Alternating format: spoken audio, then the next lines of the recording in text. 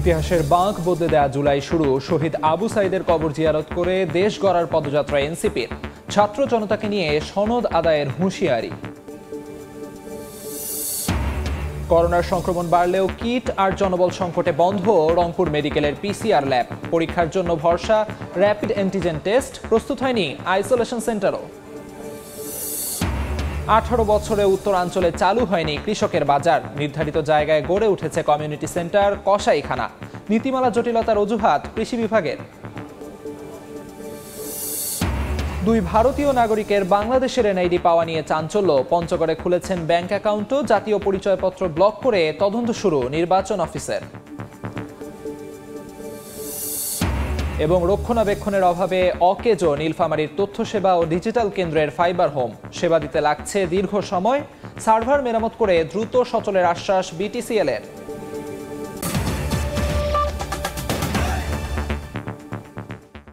আমন্ত্রণ সময় সংবাদের নিয়মিত আয়োজন বিভাগীয় সময়। থাকছি সপ্তাহের 7 দিন ভিন্ন ভিন্ন বিভাগের সংবাদ নিয়ে। আজ থাকছে রংপুর বিভাগ, সঙ্গে আছি আমি আমিরুল ইসলাম আলিফ। শুরুতেই রক্তাক্ত জুলাই প্রসঙ্গ। জুলাই সনদ নিয়ে টালবাহানা সহ্য করা হবে না। সারা দেশের ছাত্র জনতাকে সঙ্গে নিয়ে দাবি আদায় করা হবে। জুলাই অভ্যুত্থানের বর্ষপূর্তি উপলক্ষে শহীদ আবু সাইদের কবর জিয়ারত করে এ হুঁশিয়ারি দেন এনসিপির আহ্বায়ক নাহিদ ইসলাম। বলেন, দেশ গঠনে বিচার, সংস্কার ও নতুন সংবিধানের বিকল্প নেই। এ সময় মৌলিক সংস্কার বাস্তবায়নের আহ্বান জানান সদস্য সচিব আক্তার হোসেন। নাজমুল ইসলাম নিশাতের রিপোর্ট, ক্যামেরায় ছিলেন শাকিল মাহমুদ। বছর ঘুরে ফিরে এসেছে সেই রক্তাক্ত জুলাই। গণ অভ্যুত্থানের বর্ষপূর্তি উপলক্ষে কর্মসূচি হিসেবে রংপুরের পীরগঞ্জে মঙ্গলবার আবু সাইদের কবর জিয়ারত করেন এনসিপির শীর্ষ নেতারা। পরে পরিবারের সদস্যদের সঙ্গে কুশল বিনিময় করেন তারা। এই সময় নতুন বাংলাদেশে সবার সমান অধিকার নিশ্চিত করার তাগিদ দেন আবু সাইদের পরিবার। একজন বিপ্লবের আইকনিক শহীদ, যার আত্মত্যাগ যুগে যুগে মানুষকে অনুপ্রাণিত করবে অন্যায়ের বিরুদ্ধে লড়াই করার জন্য। জনগণের উন্নয়ন করবি, এই রকম একটা সরকার চাই যেন দেশ দশ সবাই শান্তিতে বসবাস করতে পারে। মৌলিক সংস্কার বাস্তবায়ন করে নতুন বাংলাদেশ গড়ে তোলার আহ্বান জানান এনসিপির সদস্য সচিব আক্তার হোসেন। বলেন, সাম্য, ন্যায় বিচার ও ন্যায্যতা প্রতিষ্ঠিত না হওয়া পর্যন্ত তাদের আন্দোলন চলবে। যারা গণহত্যা সংগঠিত করেছে, বাংলাদেশের উপরে মানবতা বিরোধী অপরাধ চাপিয়ে দিয়েছে, তাদেরকে বিচারের আওতায় নিয়ে আসতে হবে। একই সাথে বাংলাদেশের পুরনো যে সংবিধান, এই মুজিববাদী সংবিধান ফেলে দিয়ে নতুন এক সংবিধান প্রণয়ন করতে গণপরিষদ নির্বাচনের আয়োজন করতে হবে। এনসিপির আহ্বায়ক নাহিদ ইসলাম বলেন, জুলাই অভ্যুত্থান কেবল সরকার পতনে সীমাবদ্ধ নয়, এটি ছিল নতুন বন্দোবস্তের আন্দোলন। বলেন, দেশ গঠনে বিচার, সংস্কার ও নতুন সংবিধান রচনার বিকল্প নেই। জুলাই ঘোষণাপত্র নিয়ে টালবাহানা সহ্য করা হবে না। যে জুলাই ঘোষণাপত্র এবং জুলাই সনদ নিয়ে টালবাহানা শুরু হয়েছে, আমরা স্পষ্টভাবে হুঁশিয়ারি দিতে চাই, যদি সরকার বা অন্য কেউ মনে করে থাকে যে এই যে হাজারো লক্ষ মানুষ যারা রাজপথে নেমে এসেছিল তারা ঘরে ফিরে গিয়েছে, তাহলে আপনারা ভুল ভাবছেন। আমাদের যে জুলাই ঘোষণাপত্র এবং জুলাই সনদ, সেটি আমরা আদায় করে ছাড়বো ইনশাআল্লাহ। অভ্যুত্থানের বর্ষপূর্তি উপলক্ষে মাসব্যাপী কর্মসূচি নিয়েছে এনসিপি। নাজমুল ইসলাম নিশাত, সময় সংবাদ, পীরগঞ্জ, রংপুর। রংপুরে শহীদ আবু সাইদের কবর জিয়ারত শেষে গাইবান্ধা অভিমুখে যাচ্ছে জাতীয় নাগরিক পার্টির গাড়িবহর। এ সময় এনসিপি কেন্দ্রীয় নেতাকর্মীদের সঙ্গে আছেন স্থানীয় নেতাকর্মী ও সমর্থকরা। যাত্রাপথে গাড়ি থেকে নেমে বিভিন্ন গুরুত্বপূর্ণ পয়েন্টে কুশল বিনিময় করতে দেখা যায় এনসিপি নেতাদের। গাইবান্ধায় কেন্দ্রীয় শহীদ মিনার ও রংপুরে পদযাত্রা শেষে সন্ধ্যায় জনসংযোগ করবে জাতীয় নাগরিক পার্টি। কাল কুড়িগ্রামে পথসভার মাধ্যমে শুরু হবে এনসিপির জুলাই মাস জুড়ে দ্বিতীয় দিনের কর্মসূচি। পদযাত্রা থেকে বিচার, সংস্কার ও নতুন সংবিধানের দাবি জানান নেতারা।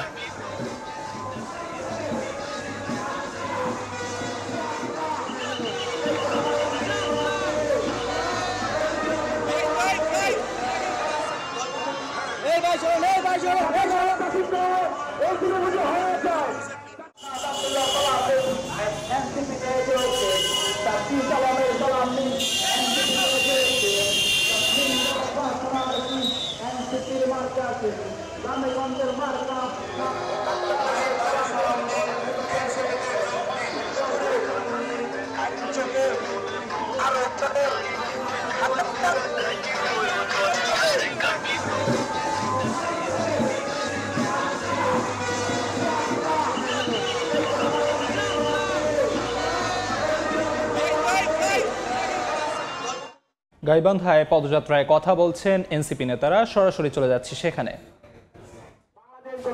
করতে সাহায্য করবে। আমরা এনসিপির পক্ষ থেকে আপনাদেরকে আমন্ত্রণ জানাচ্ছি, আপনারা এনসিপিতে যোগদান করুন। গাইবান্ধার যে সমস্যাগুলো আছে, বাংলাদেশে গাইবান্ধায় একটি বিশ্ববিদ্যালয় নেই, গাইবান্ধায় একটি মেডিকেল কলেজ নেই, গাইবান্ধায় একটি ইপিজেড নেই, গাইবান্ধায় একটি কলকারখানা নেই, গাইবান্ধায় একটি ভালো প্রতিষ্ঠান নেই। আমরা চাই আমাদের এনসিপির যে নেতারা আসছেন তাদের মাধ্যমে গাইবান্ধায় ভালো কিছু আসবে এবং আমরা চাই তারা সেই ঘোষণা দেবে। আপনারা এখানে জানেন, এখানে দলিত শ্রেণীরা উপস্থিত আছেন বিভিন্ন ধর্মের এবং বর্ণের। এনসিপি সকল ধর্ম বর্ণ মিলে রাজনীতি করার জন্য এখানে কাজ করছে। আপনাদেরকে সবসময় আমাদের এনসিপিতে যোগদানের জন্য আহ্বান জানাচ্ছি এবং জুলাই স্পিডের যে দারুণ যে সংস্কার এবং বিচার সরকারকে বাধ্য করার জন্য সকল রাজনৈতিক দল সহ সকল সাধারণ মানুষকে আহ্বান জানাচ্ছি, গাইবান্ধাবাসীকে আহ্বান জানাচ্ছি, আমাদের সাথে থাকুন। আমাদের সাথে উপস্থিত আছেন জাতীয় নাগরিক পার্টির কেন্দ্রীয় আহ্বায়ক, এক দফার ঘোষক, অন্যতম সমন্বয়ক নাহিদ ইসলাম আমাদের মাঝে উপস্থিত আছে। আমাদের কেন্দ্রীয় কমিটির অন্যতম নেতারা আপনাদেরকে সবসময় এনসিপির স্লোগান, এনসিপির উদ্দেশ্য লক্ষ্য বাস্তবায়ন করতে আপনাদের সবসময় আহ্বান থাকলো এবং বাংলাদেশে এনসিপি অন্যতম রাজনৈতিক দল হিসেবে গঠিত হবে ইনশাআল্লাহ। এবং এই গাইবান্ধায় সবসময় দেখেছেন পদযাত্রা সবসময় গাইবান্ধা থেকে শুরু হচ্ছে। এখানে গাইবান্ধায় মানুষের যে একটা ভালো এনসিপির প্রতি অনুরাগ, সেই প্রেক্ষিতে এনসিপির নেতৃবৃন্দ চেয়েছে যে গাইবান্ধা থেকেই এই পদযাত্রা শুরু। আমরা সবসময় এনসিপির প্রতি অত্যন্ত আগ্রহ দেখাচ্ছি। ইনশাআল্লাহ এনসিপি এগিয়ে যাবে। ইনকিলাব জিন্দাবাদ, জাতীয় নাগরিক পার্টি এনসিপি জিন্দাবাদ। গাইবান্ধায় পদযাত্রায় কথা বলছিলেন এনসিপি নেতারা, সরাসরি যুক্ত ছিলাম সেখানে। অন্য প্রসঙ্গ, নতুন করে করোনার সংক্রমণের আশঙ্কা বাড়লেও প্রয়োজনীয় কিট, রিয়েজেন্ট আর জনবল সংকটে বন্ধ রংপুর মেডিকেল কলেজ ও হাসপাতালের 2 PCR ল্যাব। ফলে করোনা পরীক্ষার জন্য এখন একমাত্র ভরসা র্যাপিড অ্যান্টিজেন টেস্ট। অন্যদিকে এখনও প্রস্তুত হয়নি আইসোলেশন সেন্টারও। তারিকুল ইসলামের ছবিতে আব্দুর রশিদ জীবনের রিপোর্ট। দেশে আবারও শুরু হয়েছে করোনার সংক্রমণ, তবে রংপুরে নেই জনসচেতনতা ও স্বাস্থ্যবিধি মেনে চলার প্রবণতা। এরই মধ্যে রংপুর, দিনাজপুর ও ঠাকুরগাঁওয়ে করোনা আক্রান্ত হয়েছেন বেশ কয়েকজন। বিশেষজ্ঞরা বলছেন, সময়ের সঙ্গে নিজের গতি প্রকৃতি বদলেছে করোনা ভাইরাস। এ কারণে উপসর্গ বোঝার আগেই আক্রান্ত হচ্ছেন রোগীরা। এ অবস্থায় করোনা পরীক্ষায় পুরাতন কিট কতটা কাজ করবে তা নিয়েও রয়েছে প্রশ্ন। করোনার বহুত ভ্যারাইটি আসছে, সুতরাং বর্তমানে যে অ্যান্টিজেন কিটটা চালু আছে, যে PCR কিটটা চালু আছে, সেইটা মানে এক্স্যাক্ট 100% রেজাল্ট নাও দিতে পারে।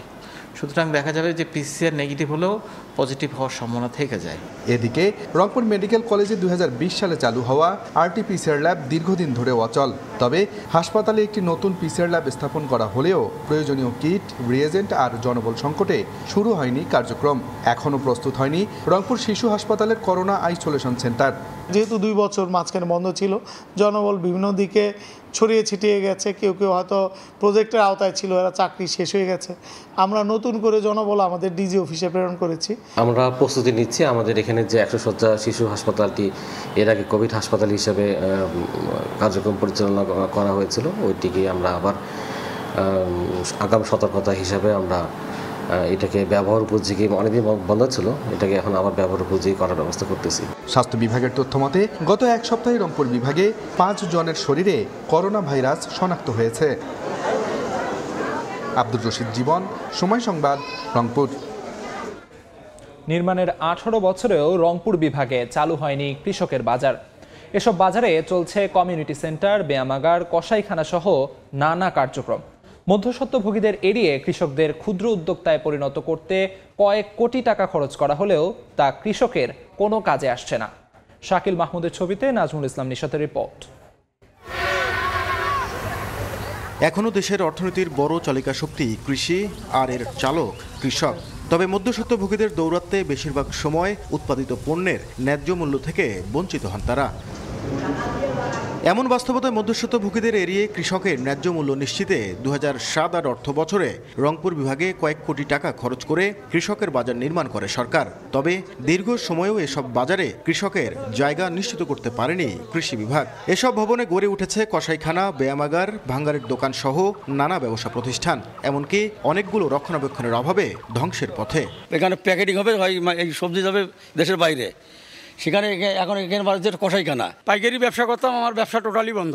প্রায় 2 বছর থেকে দোকানে বসতে পারি না, গন্ধ বসা যায় না। এই মার্কেটটা যদি আবার এই পরিষ্কার করে আবার চালু করে, তাহলে এই এলাকার কৃষকের সবাই উপকৃত হবে। 2 মাসেও একটা কাজ নেই, করাই লিজ দিয়ে এই কমিটি মেটার করার পরে তাও চলতেছে না কমিটি মেটার।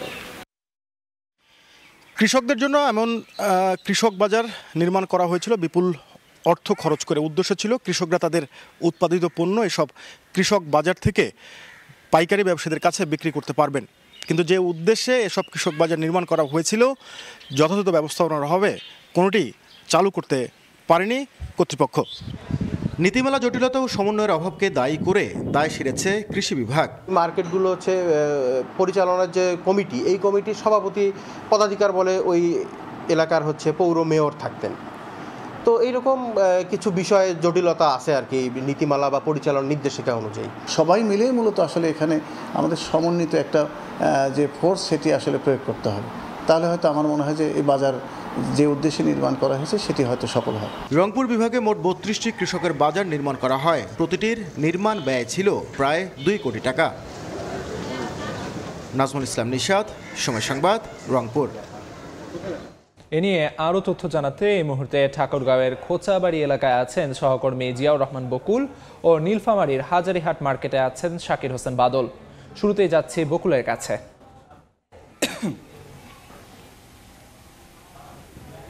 বকুল, দেখুন, আমি যে জায়গাটিতে দাঁড়িয়ে আছি এটি হচ্ছে ঠাকুরগাঁও জেলা সদরের একটি কৃষি মার্কেটের সামনে।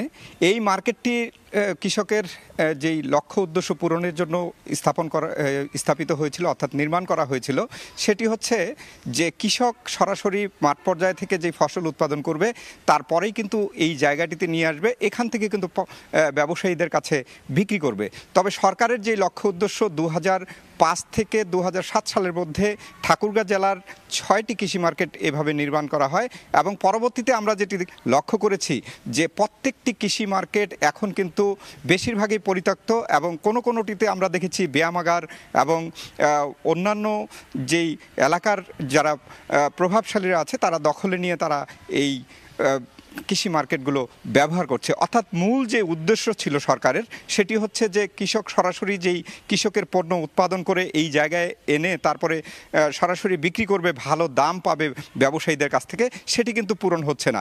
এই যে নির্মাণের এতদিন পর, অর্থাৎ 2005 থেকে 2007 সালে যেই এই কৃষি মার্কেটগুলো নির্মাণ করা হয় ঠাকুরগাঁও জেলার যে 5টি উপজেলায় 6টি কৃষি মার্কেট, তার বরাদ্দ ধরা হয়েছিল 13 কোটি টাকা। এটি আমরা জেনেছি কৃষি বিপণন অধিদপ্তরের কাছ থেকে।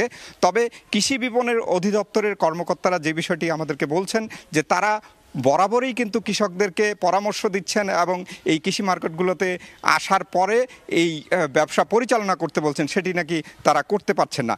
তবে এই ছিল আমার কাছ থেকে ঠাকুরগাঁয়ের সবশেষ। আমরা চলে যাচ্ছি এই কৃষি মার্কেট নিয়ে কথা বলবো। নীলফামারীতে আছে আমাদের সহকর্মী শাকির হোসেন বাদল, তার কাছে।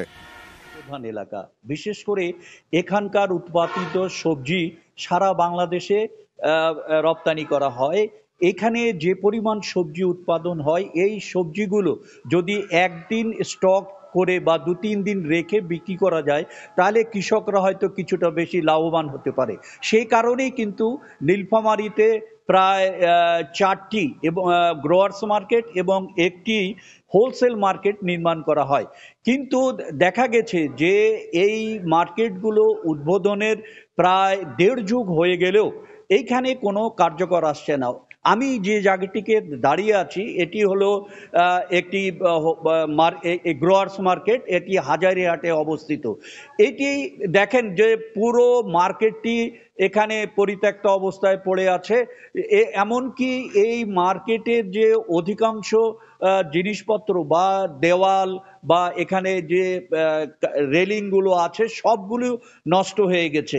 বলা যায় যে অনেক কিছুই নীলফামারীর যে কটি গ্রোয়ার্স মার্কেট আছে এই গ্রোয়ার্স মার্কেটের অধিকাংশইগুলোই কিন্তু একেবারে অব্যবহৃত অবস্থায় পড়ে থাকার কারণে নষ্ট হয়ে যাচ্ছে। এর জিনিসপত্র দেওয়াল ধসে ভেঙে পড়তেছে, প্লাস্টার খসে পড়তেছে।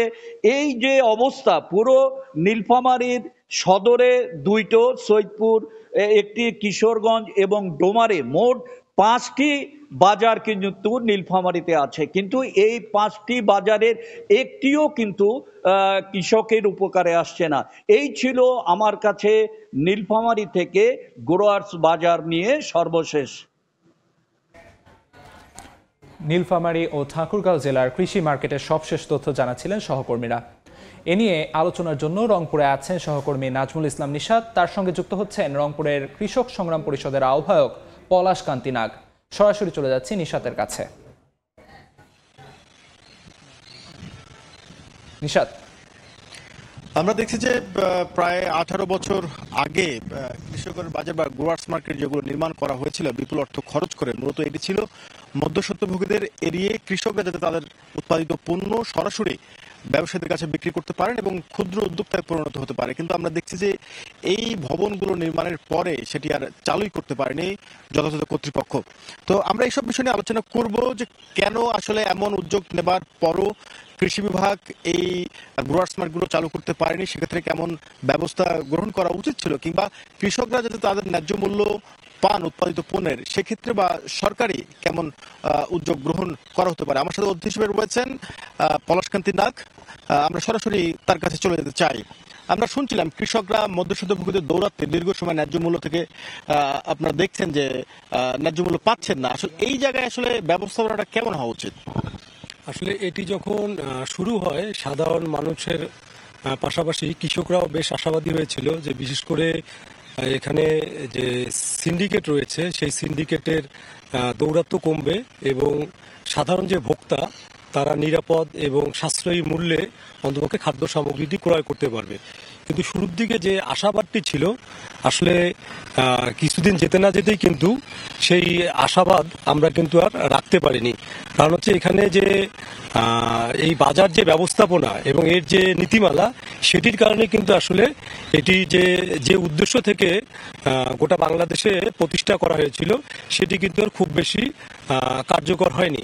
এখানে আসলে আমরা যদি কৃষকের বাজার বলি, আসলে কার্যত কোনো কালেই কিন্তু বাজার কৃষকদের সহায়ক ছিল না। এই বাজার কিন্তু সকল সময়ই সিন্ডিকেট এবং বিশেষ করে যে মধ্যস্বত্বভোগী তাদের দৌরাত্মের কারণে কিন্তু আমরা দেখেছি এখানে কৃষক কিন্তু বরাবরই তাদের যে উৎপাদিত যে ফসল সেই উৎপাদিত ফসলের কিন্তু ন্যায্য মূল্য পায়নি। একদিকে যেমন কৃষক ন্যায্য মূল্য বঞ্চিত হয়েছে, পাশাপাশি কিন্তু সাধারণ জনগণকেও অতিরিক্ত মূল্য দিয়ে প্রতিটি কৃষি পণ্য ক্রয় করতে হয়েছে।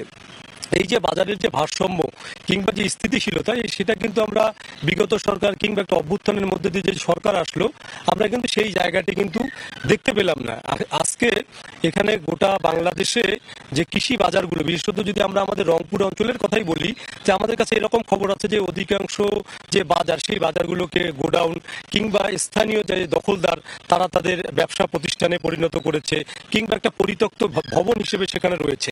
এখন এটা দেখভালের দায়িত্ব যে পরিচালনা কমিটি রয়েছে সেই পরিচালনা কমিটির আমরা মনে করি যে আসলে তাদের যথাযথ তদারকির অভাব রয়েছে। পাশাপাশি এখানে আমরা যদি একটি বিষয় আপনার কাছে জানতে চাই, আপনারা তো দীর্ঘ সময় কৃষকদের নিয়ে আন্দোলন করছেন, এই যে কৃষকরা ন্যায্য মূল্য থেকে প্রতারিত হচ্ছে, মধ্যস্বত্বভোগীরা লাভের একটি বড় অংশ খাচ্ছে, সেই জায়গা থেকে বাজার ব্যবস্থাপনা আসলে গুরুত্ব দেওয়া উচিত কিনা, কিংবা এই যে কৃষকের বাজারগুলো চালু করবার ক্ষেত্রে আসলে কেমন নীতিমালা হওয়া উচিত কৃষকরা যাতে সরাসরি উপকারভোগী হতে পারেন? আসলে পৃথিবীর বিভিন্ন শিল্পোন্নত যে দেশ সেই দেশগুলোতে কিন্তু শিল্প পণ্যের যে মূল্য সেটা কিন্তু শিল্পপতিরা নির্ধারণ করে। সেখানে কিন্তু এখানে কৃষকদের যে উৎপাদিত পণ্য সেই সেই উৎপাদিত পণ্যের মূল্য কৃষকরা নির্ধারণ করতে পারে না। আমরা যদি আমাদের পার্শ্ববর্তী দেশ ভারত কিংবা শ্রীলঙ্কার কথা বলি, যে সেখানে কিন্তু সেখানকার যে কৃষক যারা রয়েছেন তারা কিন্তু এখানকার যে কৃষি পণ্য সেই কৃষি পণ্যের মূল্য নির্ধারণের সাথে কিন্তু সরাসরি যুক্ত। আমরা মনে করি যে আসলে এখানে প্রতিটি কৃষি পণ্যের মূল্য নির্ধারণের ক্ষেত্রে এখানে কৃষকদেরকে যুক্ত করা দরকার।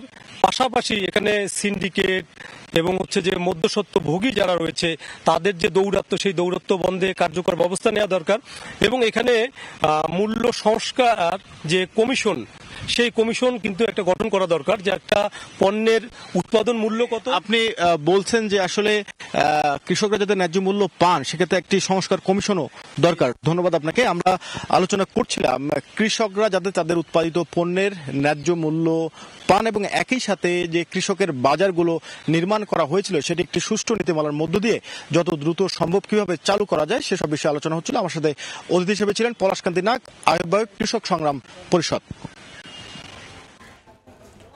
সরাসরি যুক্ত ছিলাম রংপুরে। বিভাগীয় সময় আরও থাকছে। 19 দিন পার হলেও এখনো নিখোঁজ রংপুর শিশু পুনর্বাসন কেন্দ্রের 2 কিশোরী। উদ্ধার হওয়া একজনকে আবারও নির্যাতনের অভিযোগ, মানতে নারাজ সমাজসেবা অধিদপ্তর। কি লিক নিয়ে চিন্তিত? কিনুন leak proof RFL thread pipe and fittings.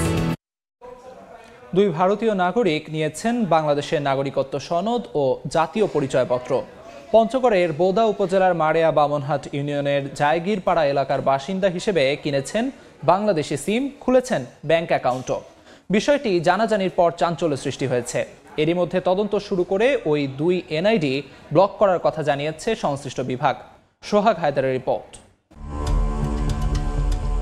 বজেন্দ্রনাথ রায় প্রধান ও ভবেন্দ্রনাথ রায় প্রধান নথি অনুযায়ী ভারতের পশ্চিমবঙ্গ রাজ্যের জলপাইগুড়ি জেলার ধূপগুড়ি থানার মাগুরমারি গ্রামের বাসিন্দা তারা, অথচ সম্প্রতি তারা বাংলাদেশের নাগরিকত্ব সনদ নিয়েছেন পঞ্চগড়ের বোদা উপজেলার মারেয়া বামনহাট ইউনিয়নের জায়গিরপাড়া এলাকা থেকে। কিনেছেন বাংলাদেশি সিম, খুলেছেন ব্যাংক অ্যাকাউন্ট।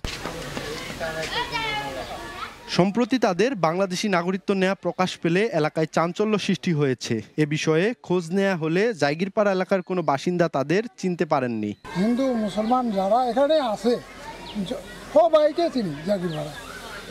এই পরিবারটাকে তো আমি চিনি না। 80 বছর পর্যন্ত লোক আছে, তারা কোনোদিন বলতে পারতেছে না, ছবিগুলো দেখে বলতে পারতেছে না এরা এই জায়গার মানুষ। আমরা ভোটার তালিকারও কাজ করছি, আমার জানা মতে এই নামে কোনো ব্যক্তি এই এলাকায় নেই। উপজেলা প্রশাসন বলছে বিষয়টি জানার পর ওই 2 ভারতীয় নাগরিক কিভাবে বাংলাদেশি জন্মসনদ ও ভোটার কার্ড করলো তা নিয়ে তদন্ত চলছে। আর এরই মধ্যে অভিযুক্তদের এনআইডি ব্লক করা হয়েছে বলে জানায় নির্বাচন অফিস। তদন্তে বের হয়ে আসছে তখন নির্বাচন অফিস তাদের এই ইয়েটা বাতিলের সিদ্ধান্ত নিয়েছে, আপাতত স্থগিত করেছে এবং সকল কার্যক্রম বন্ধ আছে। যেহেতু এটা তদন্তাধীন এবং এখনো সিদ্ধান্ত হয়নি, সে প্রেক্ষিতে বর্তমানে 2টি এনআইডি লক করা আছে। ভারতীয় নাগরিক বাংলাদেশি বাসিন্দা হওয়ার রহস্য উন্মোচনে ঘটনার সুষ্ঠু তদন্তের দাবি এলাকাবাসীর। সোহাগ হায়দার, সময় সংবাদ, পঞ্চগড়। রক্ষণাবেক্ষণের অভাবে অকেজো হয়ে পড়েছে নীলফামারীর তথ্য সেবা ও ডিজিটাল কেন্দ্রের ফাইবার হোমগুলো। ইন্টারনেট সেবা দিতে তথ্য কেন্দ্রের উদ্যোক্তারা মডেম ও মোবাইল ডেটা ব্যবহার করছেন। সার্ভারগুলো মেরামত করে দ্রুত কার্যক্রম সচল করার কথা জানিয়েছে জেলা বিটিসিএল কর্তৃপক্ষ। মোহাম্মদ সোহেলের ক্যামেরায় শাকির হোসেন বাদলের রিপোর্ট। অকেজো অবস্থায় পড়ে আছে তথ্য সেবা ও ডিজিটাল কেন্দ্রের ফাইবার হোমগুলো। যন্ত্রাংশ জমেছে ধুলার স্তর, বেঁধেছে মাকড়সার জাল। নীলফামারীর প্রান্তিক জনগোষ্ঠীকে দ্রুতগতির ইন্টারনেট সেবা পৌঁছে দিতে 30টি ইউনিয়ন পরিষদে জাতীয় তথ্য ও যোগাযোগ প্রযুক্তি অবকাঠামো উন্নয়ন ইনফো সরকার প্রকল্পের আওতায় ইউনিয়ন ডিজিটাল সেন্টারে ব্রডব্যান্ড ইন্টারনেট সংযোগ দেওয়া হয়।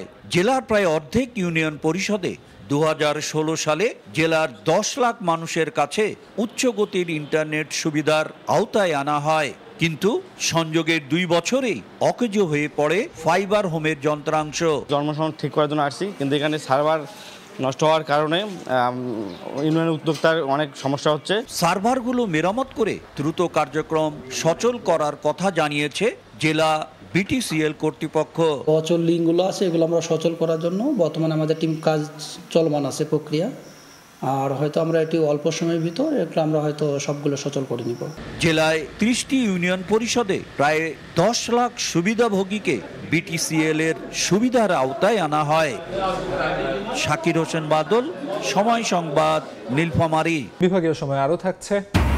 তীব্র গরমে মরছে মুরগি, ক্ষতিগ্রস্ত কুড়িগ্রামের খামারিরা। প্রাণী সম্পদ কার্যালয়ের সহযোগিতা না পাওয়ার অভিযোগ। উচ্চ তাপমাত্রা সহনশীল জাত পালনের পরামর্শ। রংপুর সমন্বিত শিশু পুনর্বাসন বালিকা কেন্দ্র থেকে নিখোঁজের 19 দিন পার হলেও উদ্ধার হয়নি 2 কিশোরী আশা ও নিতু। এদিকে উদ্ধার হওয়া অন্য 2 কিশোরীর মধ্যে একজনের অভিযোগ, গণমাধ্যমে কথা বলায় আবারও নির্যাতনের শিকার হতে হয়েছে তাকে। তবে সব অভিযোগ অস্বীকার করেছে সমাজসেবা অধিদপ্তর। তারিকুল ইসলামের ছবিতে রেদওয়ান হিমেলের রিপোর্ট।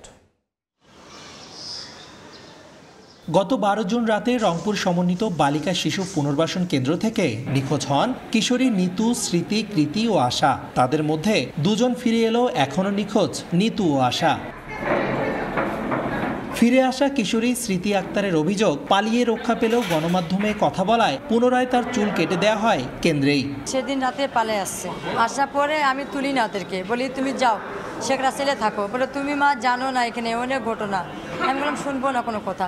4টা মেয়ে আমাকে জোর করে ধরে কই কি আপনি তো আমার মায়ের মতন, আমাকে বাঁচান। ঘুমাইছিলাম, আমার চুল কাটছে, কাটার পরে দ্বিতীয় দিন আমি অসুস্থ হয়ে গেছি, হাত পা উঠাইতে পারি না। ম্যাডামকে বলছি, ম্যাডাম আসি দেখছে। 25 জুন রংপুর মেট্রোপলিটন ম্যাজিস্ট্রেট আদালতের বিচারক স্মৃতির জবানবন্দি গ্রহণ করে মা মুক্তি বেগমের জিম্মায় দেন। কোর্ট অর্ডার দিয়েছে যে ভিকটিম আবেদন মতো তার মায়ের কাছে থাকবে, মার কাছে তাকে দিয়ে দেওয়া হয়েছে। তবে সমাজসেবা অধিদপ্তর নির্যাতনের সব অভিযোগ অস্বীকার করেছে। আর নিখোঁজ 2 কিশোরীকে খুঁজে বের করতে চেষ্টা চলছে বলে জানায় পুলিশ। এটা সম্পূর্ণ মিথ্যা। ওই শিশুটাকে নির্যাতনের কোনো প্রশ্ন আসে। আমি 1 বছর হলে দায়িত্ব আছে, 1 বছরের মধ্যে সম্রাট নামে কোনো ডাক্তার পাঠানো হয়নি। ওখানে যদি কখনো চিকিৎসার প্রয়োজন হয় মহিলা স্টাফ দ্বারা আমি মেডিকেলে চিকিৎসা করাই, আমি অন্য কাউকে দ্বারা চিকিৎসা করাইনি। 2 জনকে আমরা উদ্ধার করে বিজ্ঞ আদালতে প্রেরণ করছি। আর বাকি 2 জন যারা আছে তাদেরকে আমরা অনুসন্ধান করতেছি, তাদেরকে উদ্ধারের চেষ্টা করছি। এদিকে নিখোঁজ 2 কিশোরীকে উদ্ধার ও দায়ীদের বিচারের দাবিতে রংপুরে মানববন্ধন সহ বিভিন্ন কর্মসূচি পালন করেন স্থানীয়রা। রেদওয়ান হিমেল, সময় সংবাদ, রংপুর। ঠাকুরগাঁও পানি উন্নয়ন বোর্ডের জরাজীর্ণ ও ঝুঁকিপূর্ণ কোয়ার্টারে বসবাস করছে বহিরাগতরা। 1 দশক আগে তাদের ভাড়া দিয়েছে খোদ বোর্ড।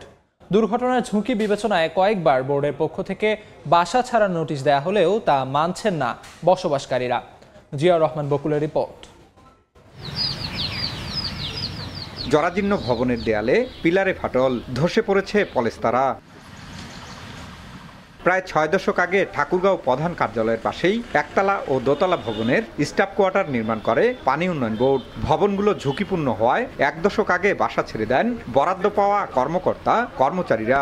তবে এর পরপরই সরকারি আইন অমান্য করে বাসাগুলো বহিরাগতদের কাছে ভাড়া দেয় খোদ পানি উন্নয়ন বোর্ড। বাইরে ফ্ল্যাট ভাড়া করতে গেলে 8-10 হাজার টাকা লাগবে, অত ভাড়া আমাদের দেওয়া সম্ভব না। যদি কোনো দুর্ঘটনা ঘটে এর দায়টা আসলে কে নেবে? ভবন খালি করার নোটিশ দেওয়ার দায় সারা জবাব সংশ্লিষ্ট কর্মকর্তার। যে ভবনগুলোর অবস্থা একেবারেই খারাপ, আমরা সাধারণত সেই সব জায়গায় নতুন করে ভাড়া না দেওয়ার জন্য চেষ্টা করতেছি। পানি উন্নয়ন বোর্ডের তথ্য মতে 1962 সাল থেকে 1967 সালের মধ্যে ওই কোয়ার্টারের জন্য অর্ধশত ফ্ল্যাট নির্মাণ করা হয়। জিয়াউর রহমান বকুল, সময় সংবাদ, ঠাকুরগাঁও। নির্বাচন ভবনে কথা বলছেন প্রধান নির্বাচন কমিশনার AMM নাসির উদ্দিন। সরাসরি চলে যাচ্ছি সেখানে। দেখেন, আপনারা প্রায়শ বলেন যে আপনার সরকারের সাথে কথা হয়েছে কিনা। সরকার তো কোনো প্রধান উপদেষ্টা একজন না, তো সরকার তো বিশাল বড় ব্যাপক অর্থে বোঝায়। আমাদের অফিসাররা তো সরকারের সাথে বিভিন্ন ধরেন, কেউ যদি পুলিশের সাথে কথা বলে, পুলিশের পোস্টিংয়ের জন্য আমাদের এই ইলেকশনে ব্যবহারের জন্য হোম মিনিস্ট্রির সাথে কথা বলতে হয়, এটা তো সরকারের সাথে কথা বলা, তাই না? বিভিন্ন বিষয়ে অনেক সময় অফিসারদের, আমার যদি একটা অফিস পোস্টিং করা যে, তাও তো পাবলিক অ্যাডমিনিস্ট্রেশন মিনিস্ট্রির সাথে কথা বলতে হয়, ওইটা তো সরকারের সাথে কথা বলা। তো বিভিন্ন পর্যায়ে বিভিন্নভাবে আমাদের সরকারের সাথে যোগাযোগ করতে হয়। শুধু মাননীয় প্রধান উপদেষ্টার সাথে দেখা করাটা সরকারের সাথে যোগাযোগ না কিন্তু। তো আসলে যে ওই গত বৃহস্পতিবারে ওনার সাথে তো আমার একটা সৌজন্য সাক্ষাৎ হয়েছে। ছিলাম, ওটার ব্যাপারে একটু পরে আসছি। তো সৌজন্য সাক্ষাতে তখনও কিন্তু আমার ওই হসপিটালে যাওয়ার বিষয়টি নির্ধারিত ছিল। শুক্রবার দিন আমি হসপিটালে চলে গেছি। So I could not tell you people যে আমি এখন প্রতি পদে পদে তো আমি জানে চলাফেরা করতে পারবো না রে ভাই। আমি তো মানে জেলখানার কয়েদির মতো কোথায় গেলাম প্রত্যেকটা পদক্ষেপ এইটা তো জানে আমাকে অসুস্থ হওয়ার অধিকারটাও নাই নাকি, আমি বুঝলাম না।